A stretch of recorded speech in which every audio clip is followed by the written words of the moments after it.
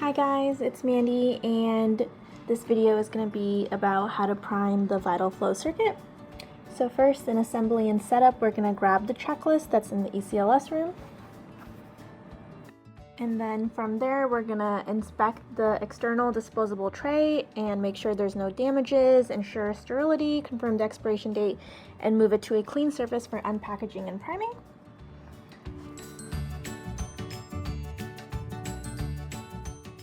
Next, we're going to remove the oxygenator from the tray and then place it on the holder.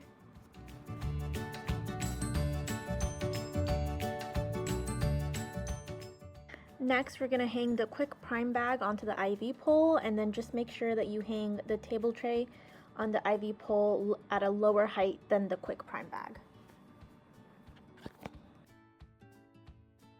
So like you can see here, we're hanging that table tray a lot lower than that prime bag.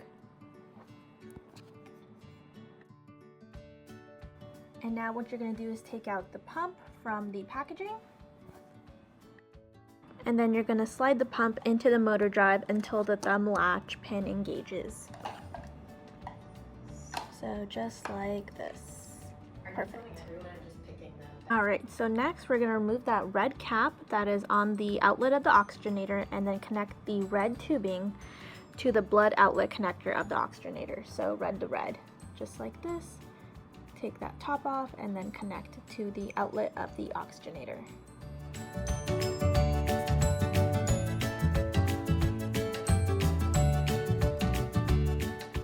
Next, what you're going to do is go back to the disposable tray packaging and grab the middle size blue tubing. So there's a short, a long, and a middle size. So just grab the middle size for the next step.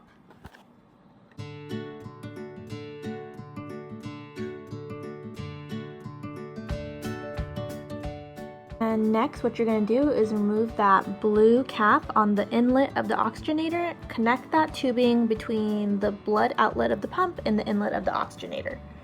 So right here, both Kim and Jenny, they are connecting that tubing between the outlet of the pump head and the inlet of the oxygenator.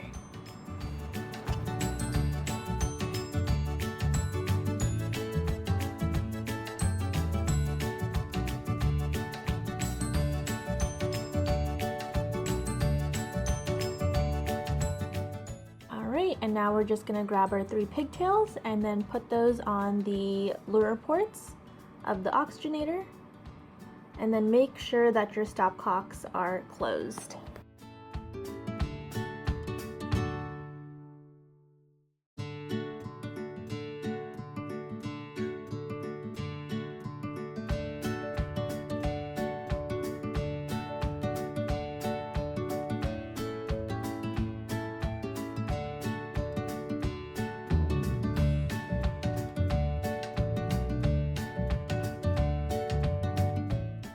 Now we're just going to unclamp the prime lines from the quick prime card back. And then you're going to connect the drainage quick connect lines to the blue tray quick connect. So blue to blue, just like this. Great job, Kim.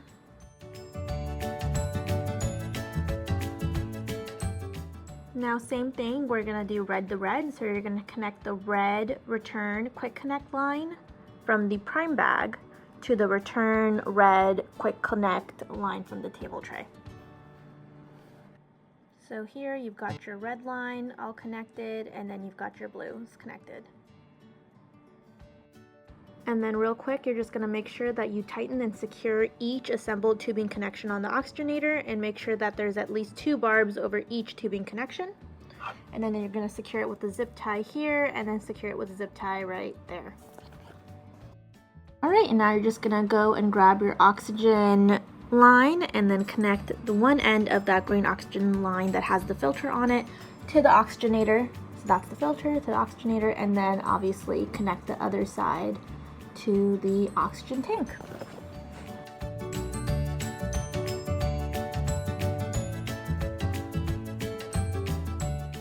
Next, you're going to take the oxygenator sensor and connect it to the oxygenator. So that's that green wire right there, and the sensor, and then connect it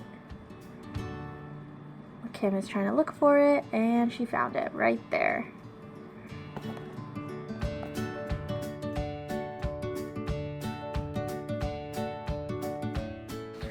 Alright, now we're done with the assembly and setup, so we're going to go ahead and move on over to the clear prime setup. Alright, and next we're going to clamp the white clamps above the drainage and return line quick connectors. And then you're going to add at least 1500 ml of plasma light into the quick prime bag, just like Kim is doing right here. After you're done with that, you're going to clamp the quick prime line once the bag is filled to the desired amount, so just like Kim did. And now you're just going to open up one of the stopcocks and expel air out of the bag. And then you can go ahead and close the stopcock once the bag is de-aired. You do not have to remove that blue cap. It is a vented cap. You're going to remove the yellow Luralock cap on the de-airing membrane. And then you're going to go ahead and remove the centrifugal pump and let the pump hang. So Kim's removing it and then letting it hang just like that. Now you're just going to open the white clamps on the return and then drainage lines and allow gravity to prime the centrifugal pump and the circuit, and then displace any air from the tubing. So just allowing gravity to work, getting all the air out, and priming the pump. I feel like that's what the videos say. After you're done with that, you're just going to inspect the centrifugal pump and make sure that it's sufficiently primed, and then do not turn on the pump until you are fully sure that your circuit and your pump is primed. Then you can go ahead and put the pump head back into the motor drive. And then you're going to want to burp and prime all the oxygenator pigtails.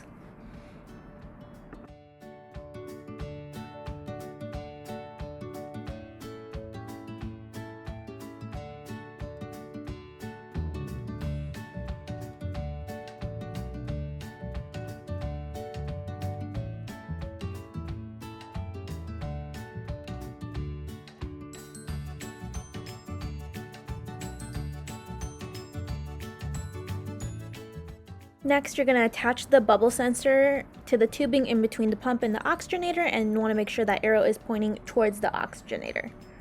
So just like this, and then that arrow is pointing towards the oxygenator. Next, you're going to want to turn on the pump console with the button on the back.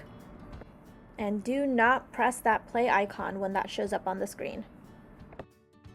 So when you turn it on, the display will have a blue border, which means that it's in prime mode. You're going to turn the RPMs to 1500 for 2 minutes to further prime and de-air the circuit. Then you're going to go down to 0 for a minute, increase it back up to 3000 for 1 minute, and then bring your RPMs back down to 0. At that point, your circuit should be fully de-aired and primed. Then you're just going to replace the yellow de-airing cap on the oxygenator. And lastly, of course, just verify a leak-free, air-free, fully primed circuit with the correct flow path. Then you're all done and you've fully primed a Vitalflow circuit.